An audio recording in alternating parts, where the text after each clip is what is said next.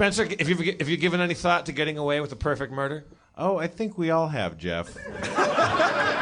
The way you say that makes me think that you thought about it just a little bit more. Well, I mean, I don't know. I think that. Of course, you have to fantasize about it, only for academic reasons. It's like thinking about jumping out of windows. It's not like you're going to jump out of windows. It's just you got to think about it to know you're not going to do it. I went through a whole phase where I watched Forensic Files and all those shows for like a million years. I was unemployed and I was on the Atkins diet, and I would watch Columbo and Forensic Files and eat summer sausage and cheese. And just watched my bank account going from 12,000 to 11,000 to 10,000. There was like this clock that had Milwaukee at 12. Like I thought I was going to move back to Milwaukee, and they'd be like, "Yay, you were born here, so you can wash dishes here." No, that wouldn't have happened. Anyways, so I was in denial. I was just watching a lot of Forensic Files because I guess that's what happens when you're in a bad point in your career. You watch intervention and like murder shows because you're like, man, that person's fucked.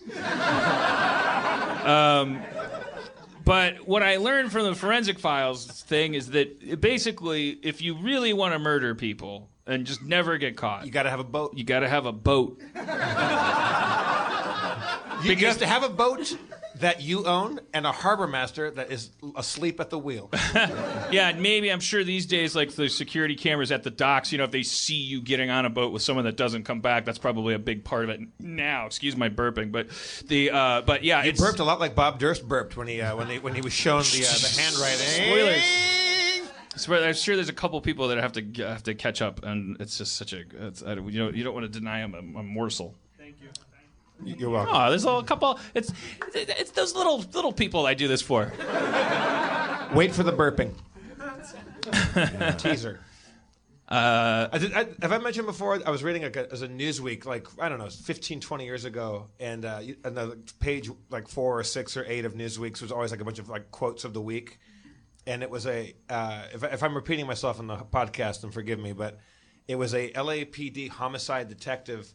And they'd found a body or two buried up in Angeles National Forest that was an unsolved crime or a cold case or whatever. And a reporter asked the detective, this seasoned, salty old homicide detective, said, "Do you think there's a lot of bodies buried up here?" And he said, "Please, if I asked every dead body out here to stand up, it would look like Venice Beach." He's like, "This is where you go bury people."